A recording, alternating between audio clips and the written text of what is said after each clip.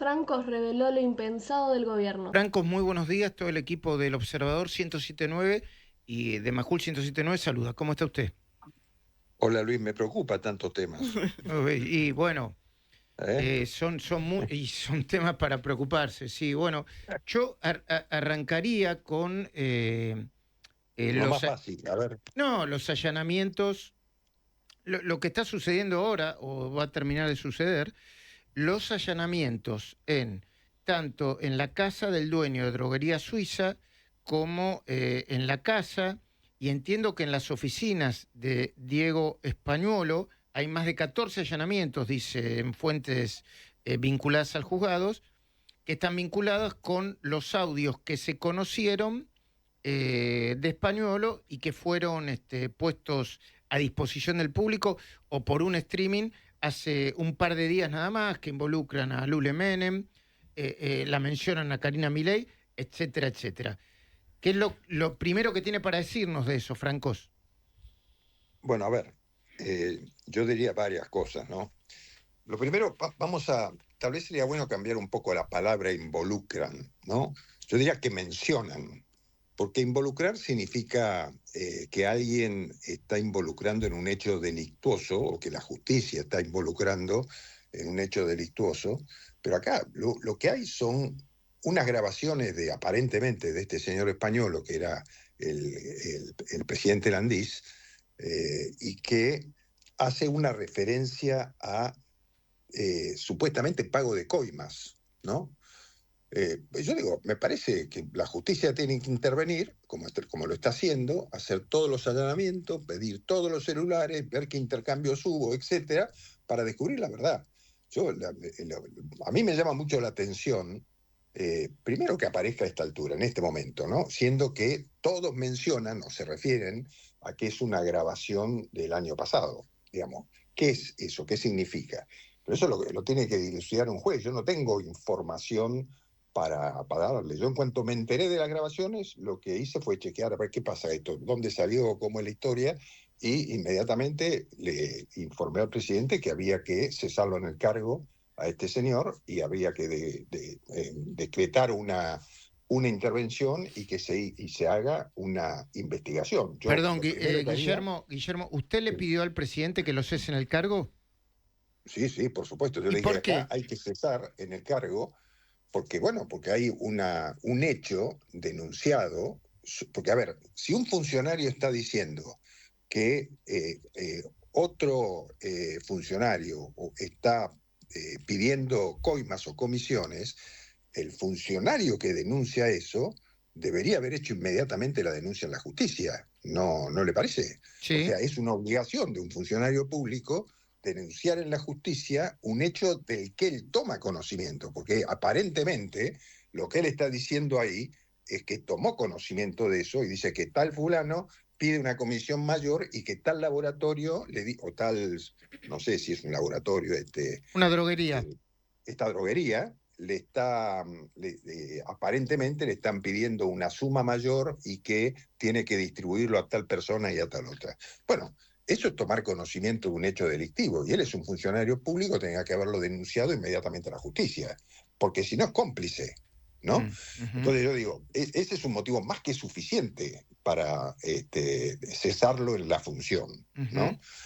De Él se manera que resistió, usted lo llamó a él y le pidió la renuncia, se la pidió el presidente. ¿Me puede contar eso? no, no, Mm, no, no lo llamé ni mm, hablé con él. La verdad que hace bastante tiempo que no hablo ujú. con Con español. Españolo. Ujú. Las únicas reuniones que yo tuve con Españolo tenían que ver con todo este sistema de pensiones, que Por la verdad que es invalidez. bastante sospechoso, sí. Ujú, Pero las pensiones por invalidez son, todo el sistema es bastante sospechoso, Lee, ¿no? O sea, ujú. empezaron, Sí, sí. creo que alguna vez lo comentamos, en el año 2003 con 80.000 y terminaron en el año 23 con 1.300.000 Ujú, pensiones, ¿sí? ujú, ujú. Entonces, yo digo, todo este sistema, nosotros lo No, y habíamos hablado en su momento. precisamente el tema al que alude Españolo en esos audios, hablan de que uno de los principales problemas del sistema no era solamente la gente que agregaban minuto a minuto sin merecer una pensión por invalidez, sino los negocios que había alrededor de ello y era negocios vinculados con prepagas, obras sociales, distribución de medicamentos, etcétera, etcétera, ¿no? Bueno, a ver, si el señor Españolo tenía conocimiento de todo eso, de vuelta al IES tenía que denunciarlo a la justicia, ¿no? Conmigo lo que hemos hablado, lo que yo puedo dar fe que hablé con él, es sobre la cantidad de pensiones que había y sobre las auditorías y sobre un tema también particular, que era toda la operatoria de notificaciones que debían hacerse para que los beneficiarios pudieran rechequear, o sea, presentar a la administración los motivos de su capacidad y los certificados médicos. Perfecto. Entonces, todo ese sistema, que era mandar 1.300.000 cartas documento, era lo que tenía que armarse y que lo armó, por supuesto, a través del correo argentino y creo que de otros correos también. Es el sistema que está operando y por eso seguramente usted vio que en algún momento se mencionaba que se iban a dar 100.000 pensiones de baja y después otras 100.000 más, porque eran pensiones que estaban dadas irregularmente. Yo lo llamé a Españolo para decir, Españolo, ¿qué es lo que pasa que no salen las bajas de las pensiones? Esta fue mi conversación, que la última, habrá sido hace 2 meses, pero él nunca me planteó a mí una denuncia o una sospecha sobre mecanismos de corrupción. Mecanismos irregulares, digamos. ¿No? Ok. Y después, con lo cual, esto para mí me sorprendió.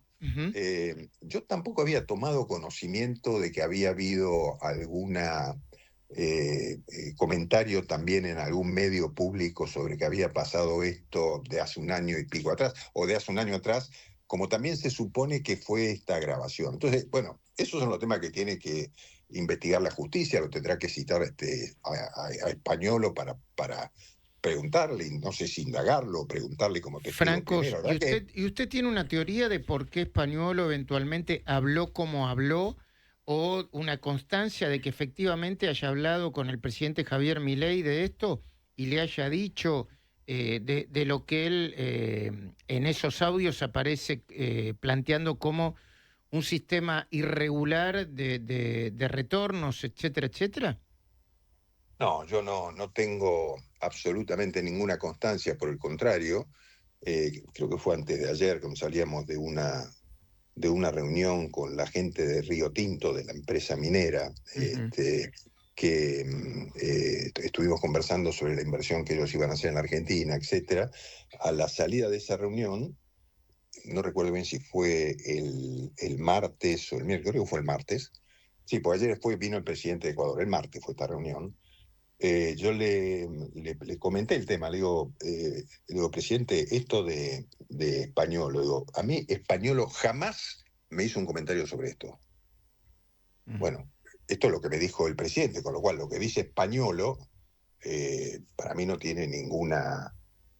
yo no tengo relación con él, no lo conozco. Sé que el presidente lo conoce, no sé si tiene una relación. Veo que a veces las personas... Era su abogado, Fue abogado del presidente en alguna causa, exactamente. No sé en cuál, en algún tema, ¿no? Yo no conozco los pormenores de su relación. Usted me iba a decir que para lo que pueda haber dicho Español no tiene ningún valor para usted.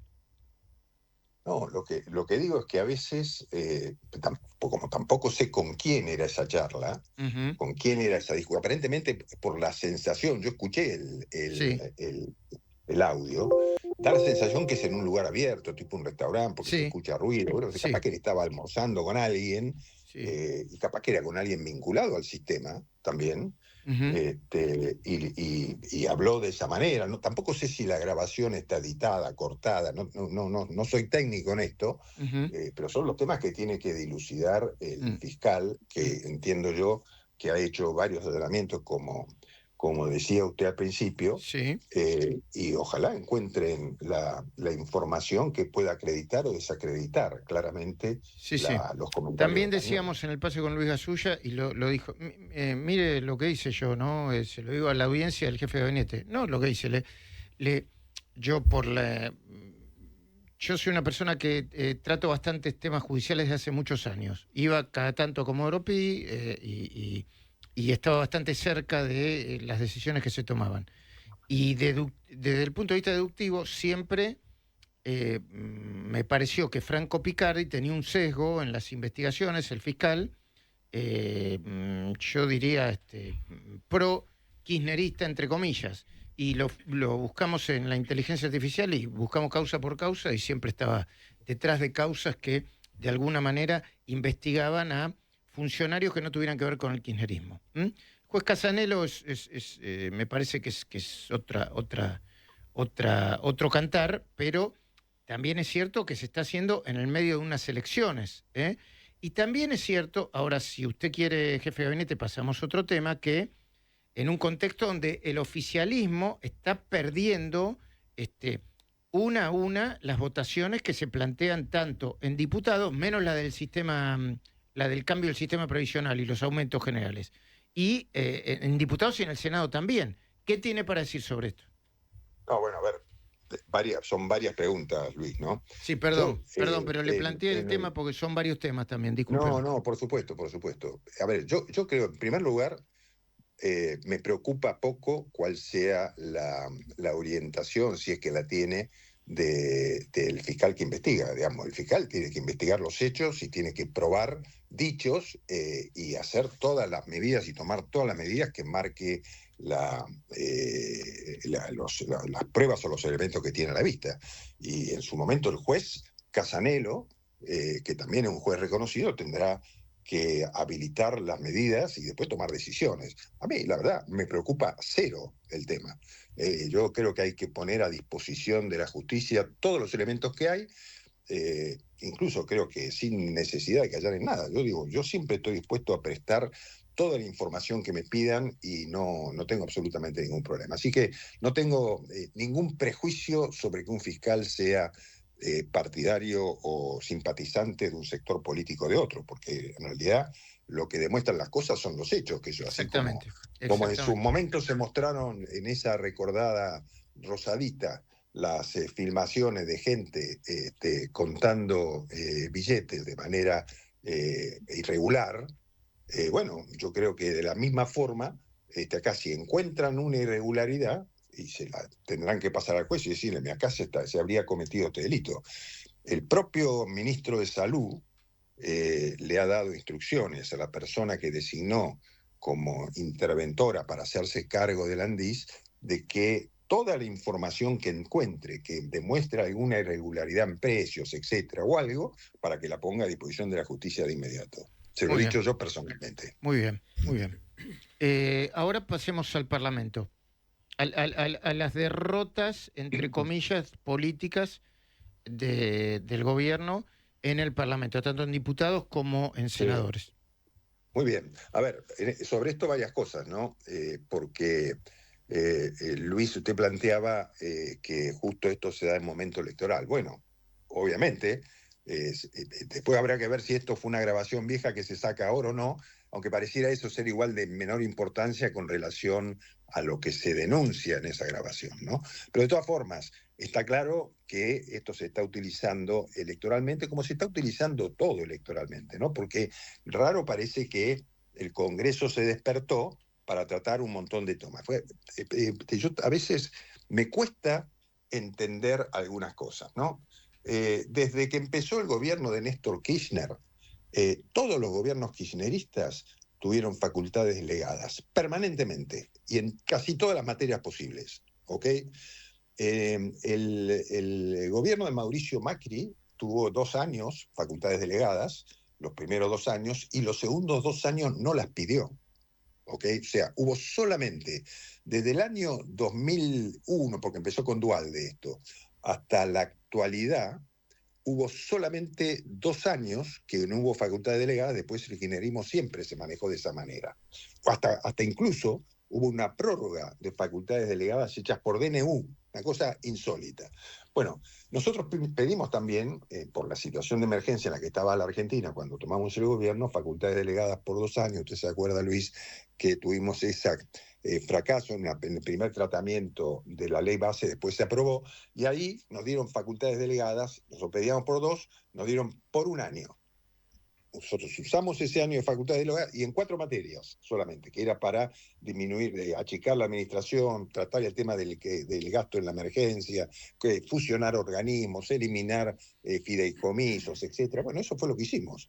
Trabajamos en la materia que nos dieron facultades delegadas, fusionamos organismos, pasamos organismos de ser autárquicos a convertirlos en desconcentrados dentro de otras jurisdicciones ministeriales para achicar costos, ¿sí? No para otra cosa, para achicar costos del Estado, que es un Estado que se ha multiplicado, así como se multiplicaron las pensiones por discapacidad, que se multiplicaron de 70.000 a 1.300.000, bueno, así se multiplicó el Estado Nacional durante este periodo. Se crearon organismos absolutamente innecesarios, que no cumplían roles, que generaban solamente gastos, fideicomisos que tenían administración, que generaban gastos, empleados por doquier.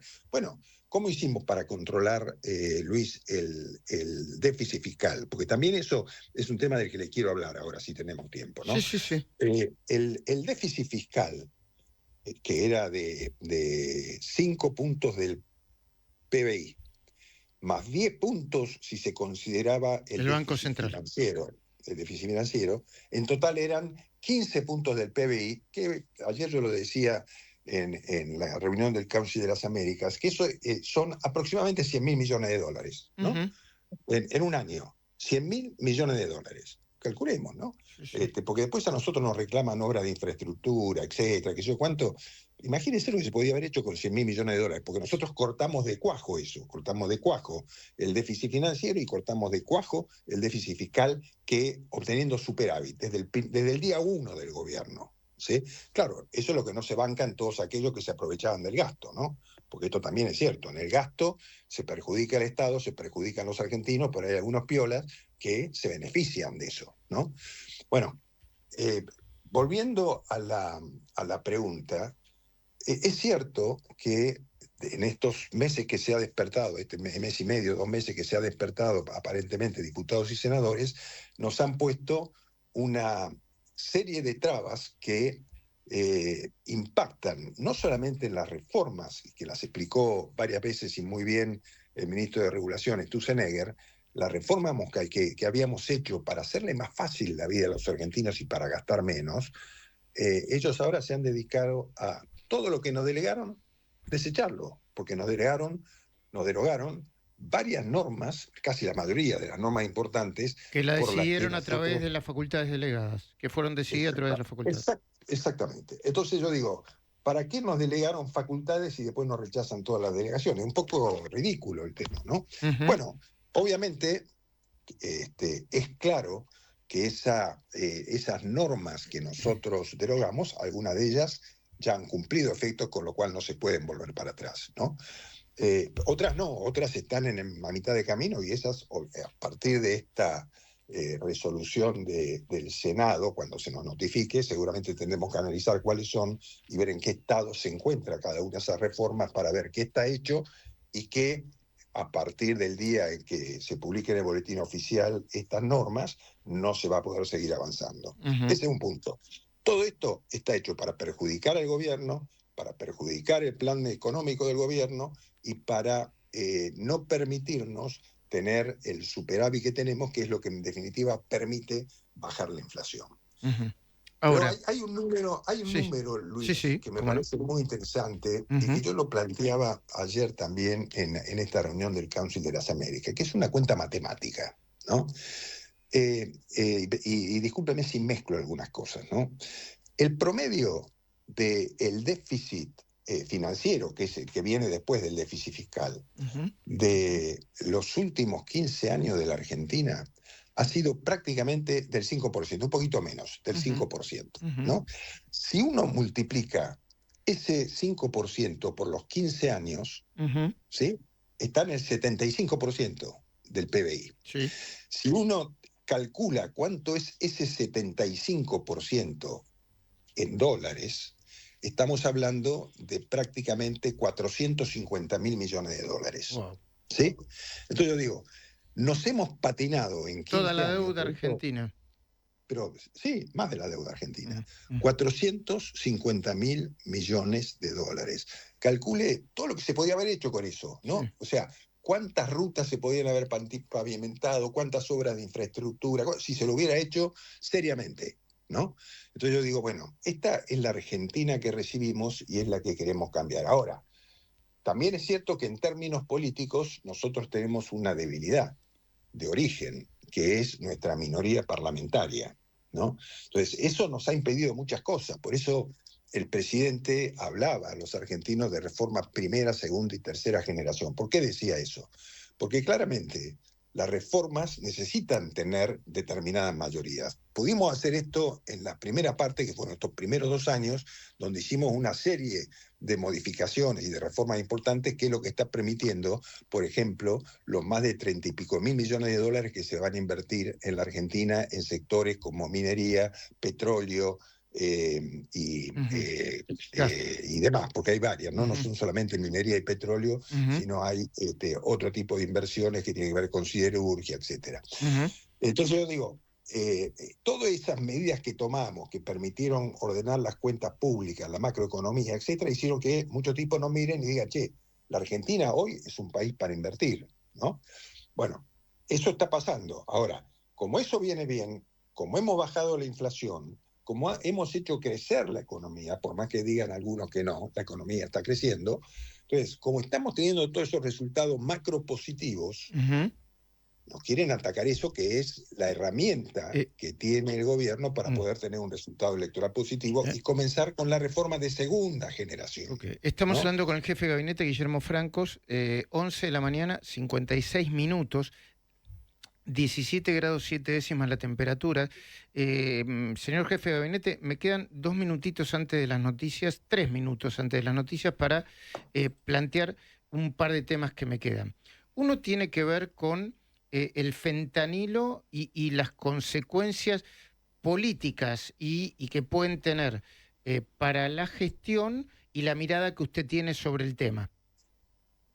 Bueno, claramente un hecho de estas características que generó más de 100 muertes y que ya derivó en la prisión preventiva del titular o los titulares de los laboratorios que lo producían, demuestra claramente que hubo un delito, ¿no? Un delito grave, y que por más que se pretenda, porque no sé si recuerda usted también, ¿no? Porque suena todo una cosa muy conspirativa, ¿no? No sé si usted recuerda también que este señor, cuando García Furfaro. habló, García Furfaro, cuando Ujú. habló 2 o 3 días antes de su detención, hizo una mezcolanza Sí, en sí, sí, sí, un programa de televisión donde sí, sí. mencionaba a los Memling, pobres que hoy son objeto de todo tipo de diatribas y de acusaciones, todo sin pruebas, ¿no? Todo acusaciones sin absolutamente ninguna prueba.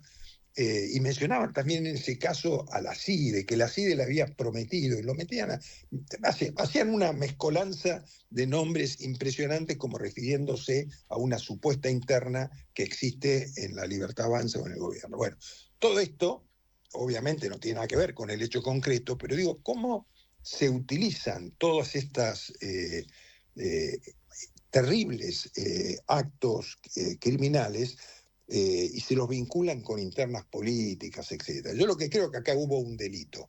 Hubo un señor que tenía un laboratorio, una industria farmacéutica que no cumplía con las exigencias que marca la ley y que evidentemente a partir de sus contactos políticos que están ampliamente probados, o sea, un tipo que viaja en un avión con dos personas de su empresa, en un avión oficial a Rusia por el tema de la vacuna en la época de la pandemia, quiere decir que tenía vinculaciones Sí, políticas. sí. No me refiero a la foto, no me Ujú. quiero referir a la foto con Cristina, porque bueno, eso puede ser circunstancial. Sí, sí. Pero sí el señor viajó en el avión del gobierno nacional que fue a Rusia a buscar la vacuna de Sputnik, que después no pasó nada con eso, no Ujú, sé. Este, hasta creo que los rusos pensaron que no era serio lo que se planteaba ujú, por ujú. este laboratorio argentino. Entonces yo digo, el juez Kepler, que interviene en la causa, creo que ha sido muy cuidadoso en hacer el análisis de los hechos y ordenó detenciones. Bueno, la que tienen que hablar es la justicia. Muy bien. Guillermo Francos, gracias por el tiempo. Lo escuchamos con atención porque son muchos los temas. Y bueno, volveremos a hablar en cualquier otro momento. Bueno, gracias Luis. Buen Muy día. bien. Si bancás a Javier Milei, suscríbete, dale like y compartí.